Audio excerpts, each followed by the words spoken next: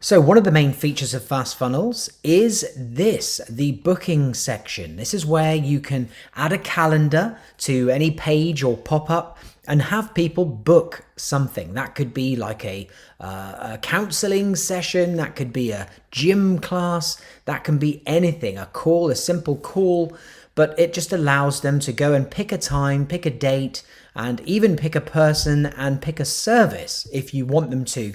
So I'm going to show you how you set up a new booking event, which you'll need to do before you go to the builder and then add it to the page. So I'll start from scratch. We just first of all call the event a name. So I'm going to just call it, in the case of this one, let's just call it a Zumba class. And then the description can be, dance with Jody. And then just here, the location, you can either send them a link to, a map, or if it's a physical premises that they're going to be going to, or you can just put Zoom if it's via Zoom, like that. And then you can send an email to the client with details about the meeting when a new appointment is made, which of course is going to be a good idea to do that so they don't forget and they get to see the details of what it is they've booked. Next, you're going to need to add an operator. By that, we mean like a person that is going to be on the calendar. So I'm going to add a new operator. I'm going to say Jody just here, and then an email like that. You can add a description if you want to. You can even upload an image of the person as well, and then color code them. And then if you want to join this calendar system onto Google, so when somebody actually makes a booking, it then goes into your Google Calendar. You just click sign in with Google, follow the instructions, and then click save. So we'll do that now. Let's just make sure we've got our operator. There we are. So that's what we're going to do. Once we've created the operator, we're going to just click add like that. And then if you've got multiple operators, you are able to assign the operators automatically. And it tells you underneath, how that is done. Then we just click next.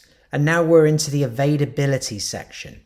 So you can see the types of bookings that you've got. It can be a group booking, so multiple people can join in the session, or it can be just like a one-to-one single attendee, which we'll go for now.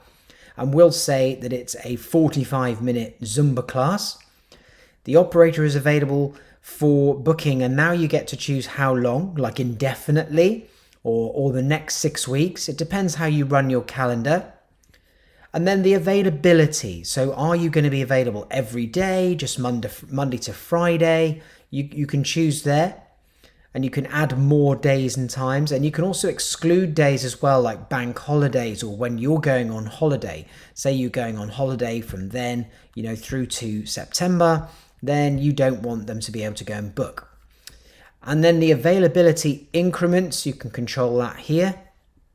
How much notice they need to give. So you don't want any surprise bookings, then you can avoid that by giving them 24-hour scheduling notice, so nobody can book unless it's 24 hours or more in front.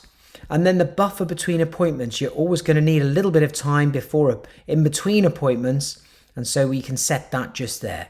You can also limit the number of bookings per day for that particular operator if you wish as well. So we can just say, right, we only want 5 bookings a day.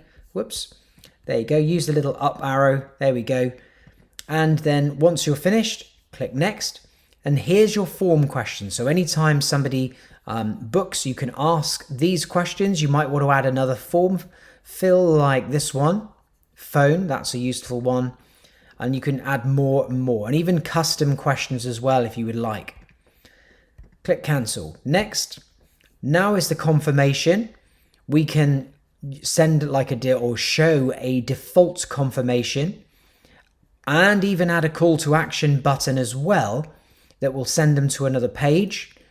Or you can have a complete custom page. So as soon as they've finished and they've completed their booking, they're going to be sent through to a page of your choice that you can link to. So anywhere you would like, you can go ahead and send them straight on through.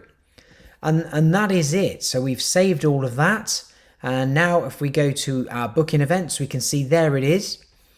And then if we go to the builder, If we drag a calendar using the widget right here, let's go to the booking widget and we'll just drop it in. Let's try and find a half decent spot. There we are.